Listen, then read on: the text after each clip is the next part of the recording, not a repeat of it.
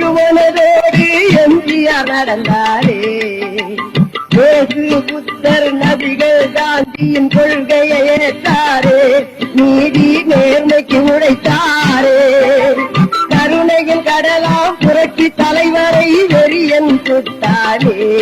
தர்மம் தலை காத்த தங்க தலைவனை கடவுள் காத்தாரே. எம்ஜிஆர் மரணத்தை வென்றாரே. இனிமே உன்னோட இந்த துப்பாக்கி தான் பேசும். இந்த சலசலப்புக்கெல்லாம் நான் பயப்பட மாட்டேன். துப்பாக்கியால் சுடப்பட்ட அனுபவம் எனக்கு ஏற்கனவே உண்டு. என் மேல ஒரு சிறு துரும்பு போட்டாலும் விளைவு என்ன ஆகும் தெரியுமா? எம்ஜிஆர் சேவையில் மூகாம்பிகையில் அருளினை பெற்றாரே. எதையும் தாங்கும் இதயத்தில் பகைவர் எதிர்ப்பினை பொறுத்தாரே. இளமை பருவம் முதல் அள்ளி வழங்குகிற வள்ளலாய் திகழ்ந்தாரே.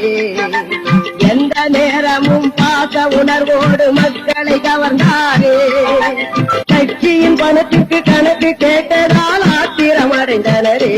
எம்ஜிஆரை கட்சி விட்டு விலக்கிறரே. கணக்கு கேட்டேன். நான் தொழிலாளர்.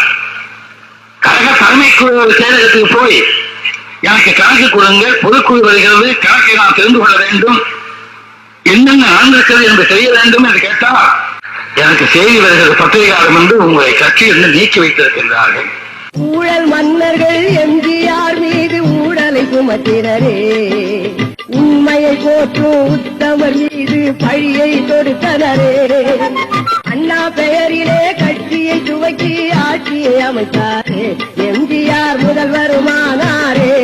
ஏழ்வை தொலைந்தது, எல்லாவை வரைந்தது. டாக்டர் பட்டமும் பெற்றாரே. டாக்டர் பட்டமும் பெற்றாரே.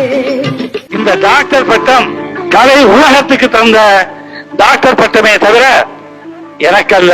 நிலங்களை உழுவது போல் உள்ளத்தை உழுங்கள் என்று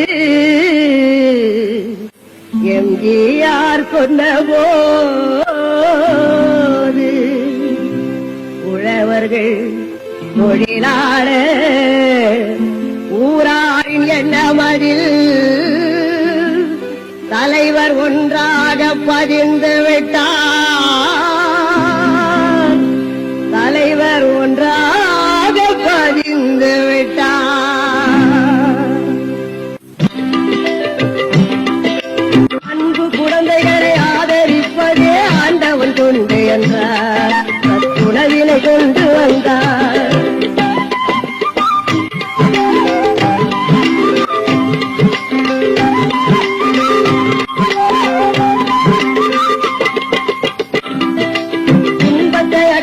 இன்பமாய் வாழ வழி பல சொன்னாரே.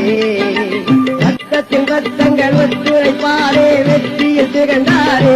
செந்தமிழ் நாட்டுக்காகவே சேவைகள் புரிந்தாரே.